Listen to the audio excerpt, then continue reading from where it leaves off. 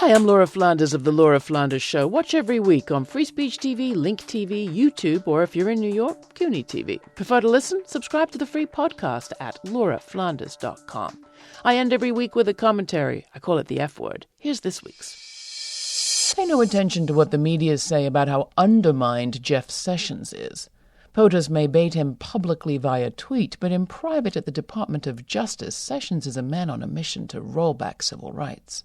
That's just what he's doing, too. Take what he did July 3rd, quietly rescinding 24 documents intended to make American institutions less racist. The guidelines the AG scrapped included Obama-era guides on affirmative action, urging colleges to promote diversity for the campus and the public good. Others reminded employers that asylum seekers have every right to work.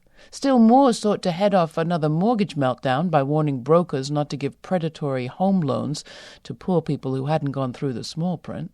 And Obama-era guidelines weren't the only ones Sessions withdrew. He also rescinded George W. Bush-era documents reminding all Americans after 9/11 that discrimination on the basis of national origin is wrong.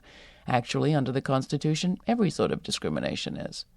And the AG reached further and nixed a Gerald Ford-era guide intended to keep kids out of adult prisons and out of prison at all for kid offenses like truancy and drinking. Rescinding those documents didn't make any new law. The guides just sought to make existing law better understood. But earlier this summer, the AG did wade into the law when he raised the bar for asylum seekers, mostly women, and took immigration decisions into his own hands and out of the courts.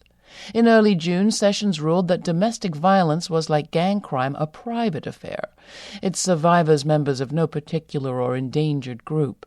In an already decided case, he called on asylum seeker Aminta Cifuentes to prove that the Guatemalan government actively condoned what he called private violence, when state police and law enforcement refused to intervene even after her rapist husband doused her in turpentine and tried to set her alight. In so doing, Sessions reversed a prior ruling in her case by an immigration appeal board. On July 3rd, Sessions called the guidelines he rescinded outdated. So what date does he think this is? Pro-white, pro-male, anti-immigrant, anti-democratic, on the eve of the slave-owning white male birth of the nation? Just how far does AG Sessions want to set back the clock?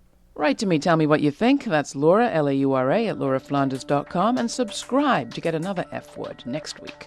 The Laura Flanders Show is a TV and radio program that seeks to raise radical spirits by interviewing forward-thinking people with real experiences of shifting power from the few to the many in the worlds of economics, arts, and politics. Join us.